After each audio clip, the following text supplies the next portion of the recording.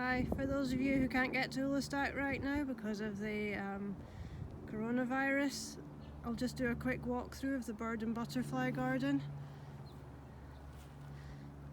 So as you can see, we've got our bees at work sign here.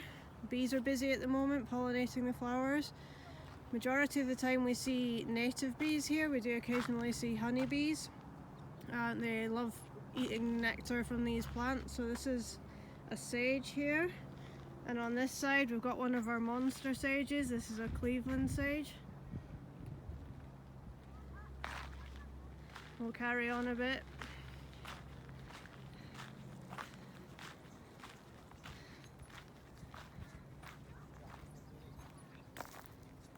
Some more sage here and some low growing sage as well.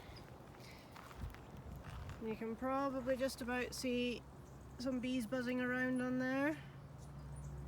I think that's a yellow-faced bee.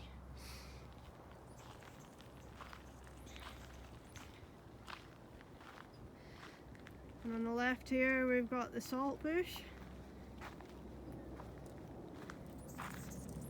More sage on the right.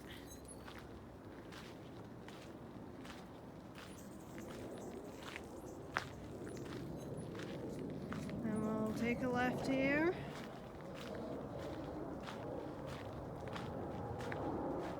This is a Catalina cherry. And this is a buckbrush ceanothus. It's got some white flowers on it.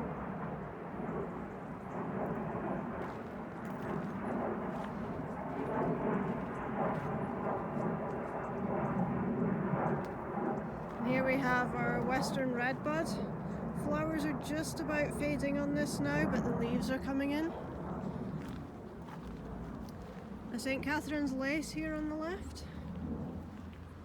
And these flags mark an area of low growing gum plant that we're trying to restore here. Hummingbird sage on the right. As you can imagine, the hummingbirds love this plant.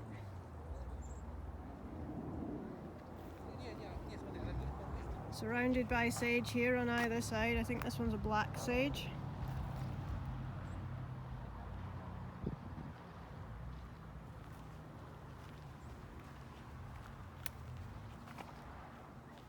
A sticky monkey flower with just a couple of little blooms on it. As the name suggests, it is sticky, but its leaves that are sticky. This is a coffeeberry, a young coffeeberry plant, and a deer grass. More hummingbird sage there, and some native blue-eyed grass. If you see flags around, that's just so that we know where the plants are. Some of these plants disappear at certain times of the year, and its flags mark where they are. And the island mallow, beautiful pink flowers. Mule fat here, some more sage.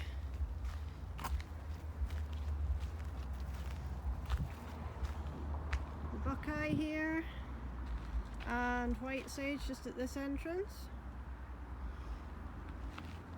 We'll work our way around and we'll show some flannel bush in just a moment. First we have to go past this sagebrush.